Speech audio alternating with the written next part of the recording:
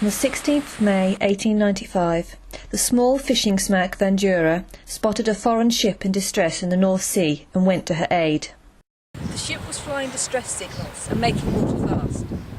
Two crewmen from the Vandura, Charles Edward Lincoln and Charles Boland, rowed across to assist her. It was the last time either man would be seen alive. The captain of their Vandura, Charles Crows, could not throw a line across to help tow in the sinking ship. Instead, he told the foreign crew to luff till daylight, when he would try again. All night long, Skipper Crows sailed around the sinking bark. But when dawn came, he was in for a surprise. There was not a soul alive aboard the foreign ship. All the crew, his men, and even the ship's dog had simply vanished. So what really happened on that fateful night? These are the newspaper reports from the time, and they tell us a great deal here about the actual tragedy. At the top here it says, "A North Sea tragedy. Lowestoft smacksman mysteriously drowned. Remarkable occurrence.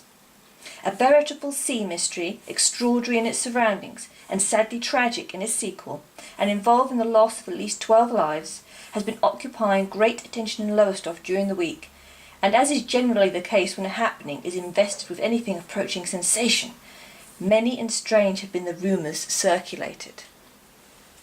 Further down we can read that bodies started being discovered. The body of Charles Lincoln and two of the foreign crew were brought in by another fishing smack called the Floribel. Then there was the body of Charles Boland, which was found by the trawler Renovation. Interestingly, Renovation also brought in the small boat that had been sailed from the Vandura across to the German barge, and which had then vanished when all the crew had vanished. Strangest thing of all, the boats of the bark, which is the type of vessel the German ship was, were all in their places, lashed on the galley. I didn't know what to make of it, and after sailing round the bark 2 or 3 times, I made for Lowestoft. But the question remains, why did they leave in such a hurry that they didn't have time to launch their own lifeboats? And for that matter, why did they leave at all? The body of Charles Edward Lincoln showed classic signs of drowning. He, along with the other bodies, were all wearing life belts, and he had a life buoy around him. The Vandura's little boat showed signs of scratches on the hull, as though the men had clung to her in the water. She also had a hole in her hull. It seems the little boat had overturned and the men had clung to her until the cold of the North Sea had weakened them too much and they drowned. Charles was 28 and left behind a widow and 3 children. Boland was 22 and was due to be married in a matter of weeks. The tragedy of their deaths shook the town. Charles knew how dangerous the sea could be. Aside from being a fisherman, he was also a lifeboatman. Even so, he abandoned ship and allowed 10 men, plus himself, Boland, and a dog to sail off in Vandura's little boat. The craft was overloaded, and it was inevitable it overturned. In fact, it seemed so unfeasible for an experienced man like Charles to have done something like this, that the local opinion was, "The fact that the bark's boats were in their places has led to the conjecture that the crew of the bark were seized with a panic and rushed for the smack's boat, with the result that she capsized.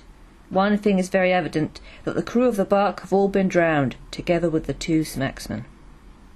Rumour was rife because of the mystery. Some suggested there had been foul play because a knuckle duster was found on one of the foreign sailors and because Boland and Lincoln had marks of blood on them. But nothing was conclusive. The marks could have come from the boat capsizing, and if there had been a struggle, why had Lincoln and Boland gotten in the same ship as the Germans? No one knew who the foreign sailors were, but clues came in when another smack, the Jane and Martha, returned to harbour with the name of the sinking vessel. It had still been visible as they came past. She was the Joachim Christian.